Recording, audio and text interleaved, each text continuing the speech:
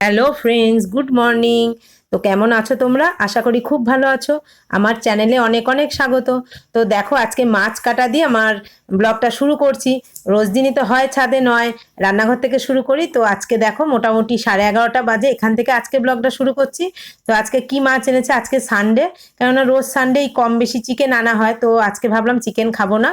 তো বললাম তোমার দাদা ভাইকে যে মাছ নিয়ে আসো, মেয়ে কাতলা মাছ ভালোবাসে। তো 4-5 পিস মতো কাতলা মাছ নিয়ে এসছে, যেহেতু আমরা বিকেলে খাই না। আর কেকলে মাছ নিয়ে এসছি, তো কেকলে মাছটা রান্না করিনি, অন্যদিন করব। আর কাতলা মাছটা আজকে করেছি। তো চলো, মাছ টাছ কেটে কুটে ধুয়ে একদম সোজা রান্নাঘরে। আজকে মাছ কাটা দিয়ে আমার গুড মর্নিং হয়েছে, মানে গুড মর্নিং বলবো কারণ এখনো 12টা বাজেনি। তো আজকে ভাবলাম ব্লগ করবো না, শরীরটাও ভালো লাগছে না। কেননা পরপর এত ঘর ঝাড়াঝাড়ি করেছি আর এনার্জি দিচ্ছে না শরীর, মানে এনার্জি লস। তো ভাবলাম না, করে ফেলি। মানে ব্লগটা করা একটা নেশার মতো হয়ে গেছে বলতে পারো, তোমাদের সাথে কথা বলা, তোমাদের সাথে কানেক্ট রাখা।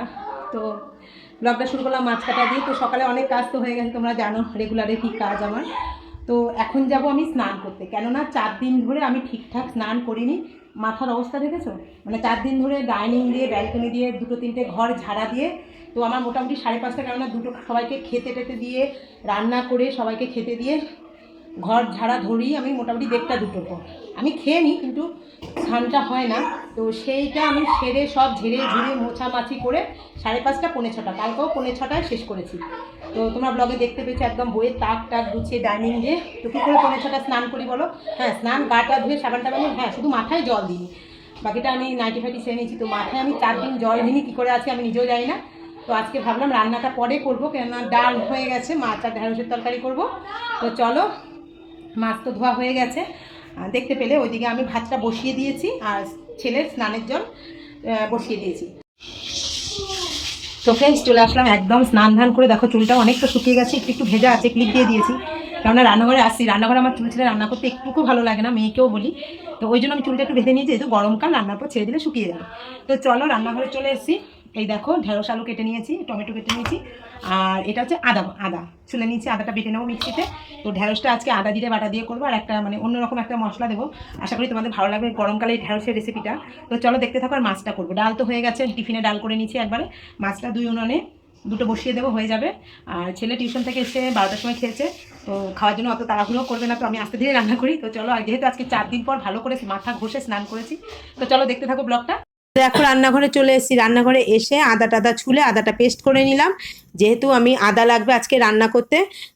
আজকে ঢ্যাঁড়সটা একটা অন্যরকম রেসিপি করব। দেখো 5 ফোড়ন দিয়ে দিয়েছি, আর 5 ফোড়নের পর পেঁয়াজ টমেটো দিয়ে আলুটা একটু ভাজা ভাজা করে নেব, তারপরে ঢ্যাঁড়সটা দেবো।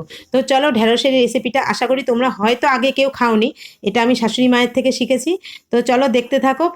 অন্যরা সব ঢ্যাঁড়স পোস্ত ঢ্যাঁড়স সর্ষে করে, তো আজকে আমি জিরে আদা বাটা দিয়ে রেসিপিটা করছি। তো দেখো মিক্সির মধ্যে আমি সব মশলাগুলো একসঙ্গে মিক্স করে নিচ্ছি। জিরে গুঁড়ো, আদা গুঁড়ো, সরি আদা বাটা, আর ধনে গুঁড়ো, একটু লঙ্কার গুঁড়ো। তো সেই মশলাগুলো গুলিয়ে আমি দিয়ে দিলাম। এটা জিরে আদা বাটা আর ধনের গুঁড়ো, লঙ্কার গুঁড়ো অল্প একটু জাস্ট, আর নুন চিনি তো আছেই। আর নামানোর আগে একটু দেবো যেই মশলাটা সব থেকে ভালো, একটা স্পেশাল মশলা, সেটা হচ্ছে মানে তেঁতুলের কাত। হালকা মিষ্টি হালকা টক হবে, খুব ভালো লাগবে।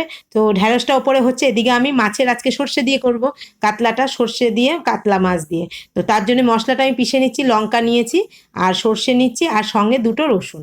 খুব ভালো লাগে সর্ষে কাতলা, অনেকে ভাপে করে, অনেকে আবার ভেজে করে। তো আমি ভাপেটা করব না, দাদাভাই খুব একটা পছন্দ করে না, ওই জন্য আমি একটু ভেজেই কাতলা মাছের রেসিপিটা করব।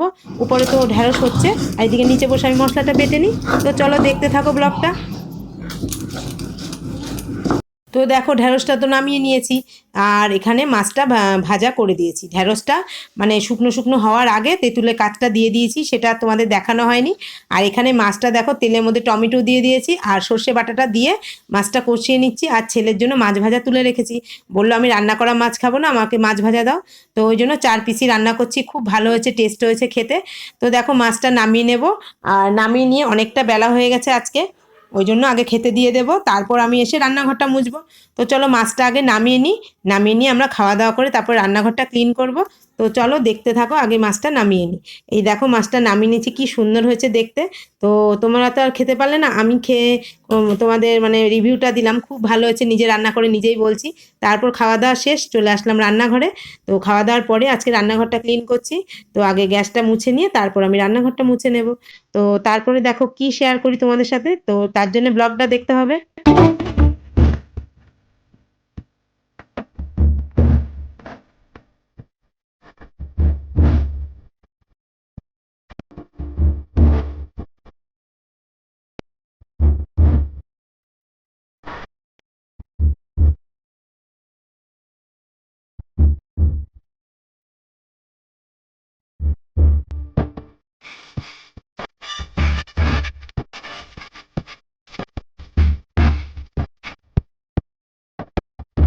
তো দেখো রান্নাঘর থেকে সোজা চলে আসলাম আমি কলের পাড়ে।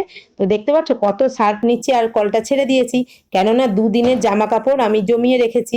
পরপর 3 দিন ঘর ঝেড়েছি, আজকে আর শরীরে দিচ্ছে না। তো কোনো কাচাকাচি করিনি।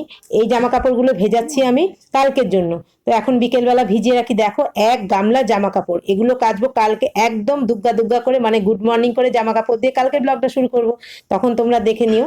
তারপর সোজা চলে এসেছি দেখো নাইটিটা ছেড়ে টেড়ে একদম ডাইনিংয়ে। তো ডাইনিংটা আজকে ঝাড় দেওয়া হয়নি, ভাবলাম একটু মুছে নিই।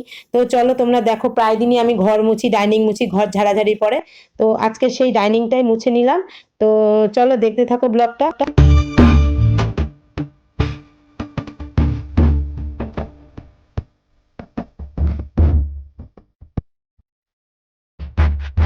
তো দেখো তারপরে আমি চলে আসলাম, বিকেল বেলায় করছি কাজগুলো, খেয়ে দিয়ে তাড়াতাড়ি, কেননা আগে করিনি কাজগুলো। ফ্রিজটা খুব নোংরা হয়েছিল, তো ফ্রিজটা পরিষ্কার করে ট্রেগুলো আর তাকগুলো ধুয়ে নিচ্ছি। খুব নোংরা হয়েছিল, প্রত্যেকদিন ভাবি ধোবো ধোবো, অন্য কাজে বিজি থাকি, তাই জন্য ধোয়া হয়নি। তো চলো ফ্রিজের ট্রেগুলো আগে ধুয়ে নিই। চলো দেখতে থাক থাক।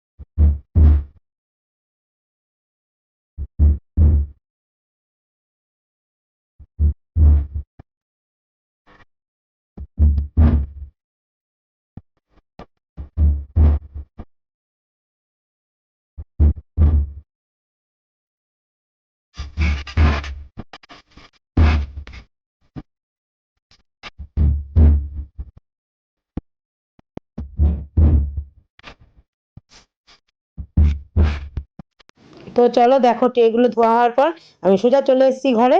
ফ্রিজগুলো একটু মুছে নিই, একবার মুছে গেছিলাম, তো আরেকবার আমি ডবল কোট করে মুছে নিই। তো চলো সেটারই মোছামুছি কাজ চলছে। তো ফাঁকে ফাঁকে একটু ভেজা ন্যাকড়া দিয়ে অল্প শ্যাম্পু দিয়ে আমি মুছি। তো চলো দেখতে থাকো, আজকের মতো ব্লগটা এখানেই আমি শেষ করছি। টাটা বাই, আবার একদিন আসবো।